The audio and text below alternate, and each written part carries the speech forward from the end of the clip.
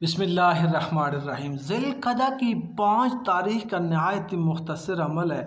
अगर आपने ये मुजर्रब और मुख्तसर अमल कर लिया तो अल्लाह ताला आपकी औलाद को गुमराही से बचा लेगा।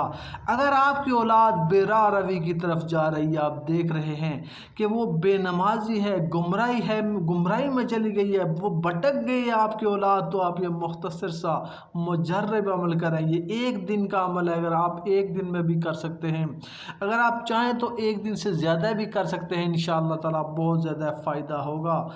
आपने ज़िलक़अदा की 5 तारीख़ को कामिल यकसुई और पूरे यकीन के साथ दिन या रात किसी भी वक़्त आप ये अमल कर सकते हैं।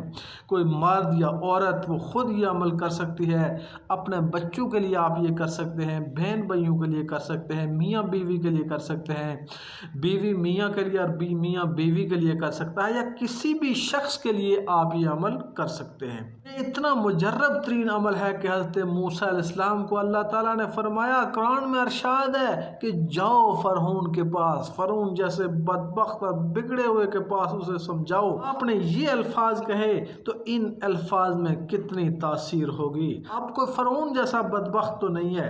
आप अपने बच्चों के लिए, मियाँ बीवी जो है वो एक दूसरे के लिए पढ़ कर ये दुआ करें।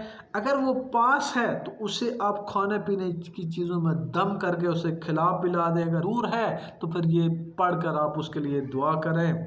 और वो आयत सूरह नाज़ियात पारा नंबर 30 के अंदर मौजूद है। इसके पहले रुकू में ये आयत है, वअहदियका इला रब्बिका फतख्शा।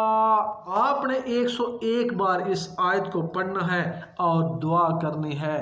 अगर वो आपके पास मौजूद नहीं है तो उसके लिए दुआ करें। अगर वो पास मौजूद है तो फिर उसको खाने पीने की चीज़ों में दम करके इसे खिला पिला दें, उसके लिए दुआ करें। आप 5 ज़िलक़अदा को कर सकते हैं और इसके अलावा भी अगर आप चाहें तो इस अमल को आप कर सकते हैं। इंशाअल्लाह अल्लाह ताला उसको हदायत देगा, सीधे रास्ते पर लाएगा, गुमराही से बचाएगा और अल्लाह ताला उसको सिराते मुस्तकीम पर लाने की और आपकी औलाद को आपकी फर्माबरदारी की तौफीक अता फरमाएगा। ये आयत है, वअहदियका इला रब्बिका फतख्शा, और तुझे तेरे रब की तरफ राह बताऊं ताकि तू डरे।